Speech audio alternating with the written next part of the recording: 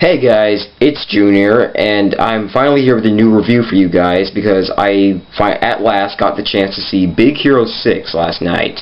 Now, this review is pretty late because I was intending to see it last week, but there was some stuff that happened that I won't really go into detail on, but it doesn't matter. I finally got the chance to see it last night, and I'm here to tell you guys what I think about it. Now, this is based on a Marvel comic that I've never heard of. I've never heard of Big Hero 6. I didn't even know what it was until Disney announced that they were making this movie. But I was really curious to see what they were going to do because, it's Marvel and I'm a big comic book movie guy. So I was really interested to see what Disney was going to do with this. And I went in and I came out and it was great. I love this movie. This is probably my favorite animated movie of the year, right next to Lego Movie. Now, the plot of the movie involves this young boy named Hiro Hamada. He's 14 years old, and he's incredibly smart. He's like, just stupidly smart. I don't know if that makes any sense, but he's a genius. He graduated high school at 13, and he doesn't really know what he wants to do with his life. He just goes out at night and participates in like bot battles, which is basically like Rock'em Sock'em Robots taken to the next level, or like miniaturized versions of the robots from that movie Real Steel. And he does that at night, but his older brother Tadashi inspires him to like do more with his life. And one night he shows Hiro his nerd school, as Hiro likes to call it, the college that his older brother Tadashi goes to, and he sees all this scientific stuff happening there, and Hiro decides, yeah, I want to go to that school. So Hiro learns that the only way he can get into the school is if he creates some sort of invention that impresses the dean, or I forgot who the dude was, but there's this guy, and he hosts this exhibition every year where people show off their inventions, and whoever is the best gets in. And so Hiro creates these things called microbots that are kind of like the nanites from G.I. Joe, The Rise of Cobra, kind of. At least that's what it reminded me of. And they're like these tiny little robots, and they all, they can transform into anything the user imagines. Kind of like that stupid Transformium crap from Transformers 4.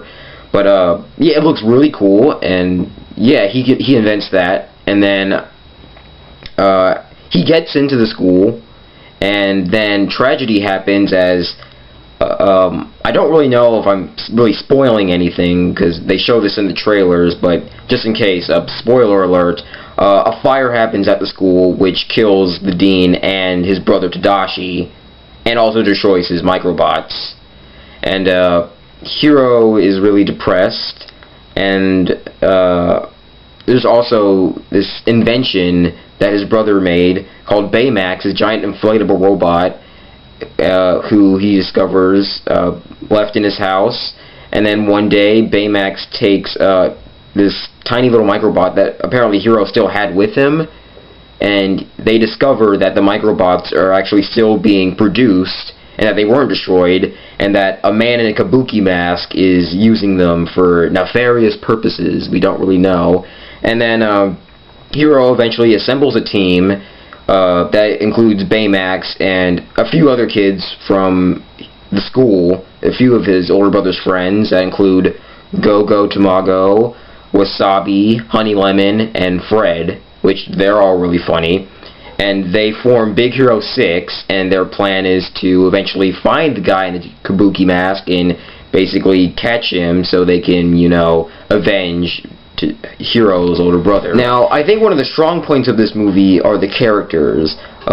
Hiro Hamada is a very likable character, and the focus is on him. And the story allows his character to really develop, and we get to feel all of the emotions he feels from, his brother's death to, him, interacting with this character Baymax, and also the interaction with the other people. And, yeah, it just allows him to really develop, and we get to see the movie from his eyes. And, yeah, he's a very interesting, developed character, and I really like him. He's probably one of the best kid characters I've seen in a movie in a long time. Baymax is just great. He's just so lovable, and he's the nicest guy in the world. He's this nurse robot that Tadashi built, and he's kind of naive, but also kind of has his own like little personality, his own view on things, and he's very likable. You just kind of want to hug him. You know, I want to get my own Baymax now, just so I can just hug it. You know, I want to spoon with it, because it's just the cutest thing ever. But Baymax he's really likable and really funny. He has some really funny moments, and his relationship with Hiro is very believable and is very developed, and I thought it was really interesting, and definitely one of the strongest points of the movie. And the other characters are also really nice, like the other members of Big Hero 6. Although I will admit they're not as interesting as Hiro and Baymax, but they're still really cool. I think Fred, being the most interesting, he's the mascot of the group basically, and he's really funny. He's voiced by T.J. Miller.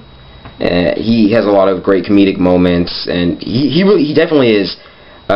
Besides Hiro and Baymax, this like the third most interesting character, I'd say. But also Honey Lemon, Go-Go, and Wasabi, they're also really interesting. You know, they have their own really own personalities, and they're both fun to interact with.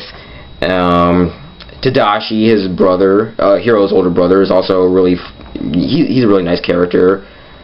We don't really get to see him much, as I said before, but you know, from what we saw, he's very likable, and he's a very supportive older brother. And you know, if you have an older sibling, you know, who wants to steer you on the right path or anything, I'm pretty sure you'll say like, hey, that's like very much like my own sibling. The characters are very real.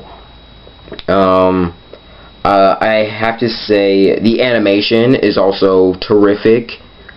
Disney has never been better. I mean, they've finally perfected it. It looks almost photorealistic, and they're on par with Pixar right now, in my opinion. They're on there. I think Pixar is probably still number one, DreamWorks, and then Disney. Finally, I really think they're up there, and probably they make one more movie, and they'll probably take the number 2 spot, maybe even someday number 1. Really, I honestly do believe it.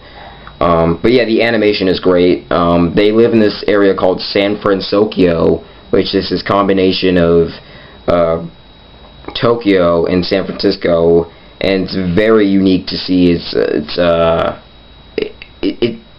a very stylized world, and I like seeing everything all the detail they put into it. Just having all these Japanese things, or also having, you know, the modern San Francisco areas in there, and the combination was just, it felt like a match made in heaven, because it looks great on screen.